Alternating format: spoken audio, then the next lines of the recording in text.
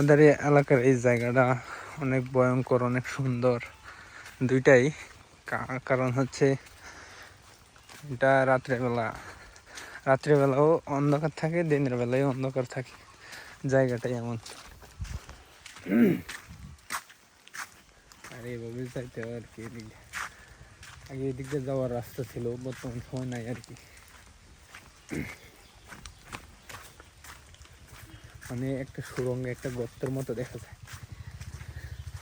মনে হচ্ছে যে আমি একটা গর্ত থেকে বা সুরঙ্গ থেকে বের হচ্ছি, এরকম আর কি। এই রাস্তাটা অনেক আগে, এখানে বসত বাড়ি অনেক কিছু আছে।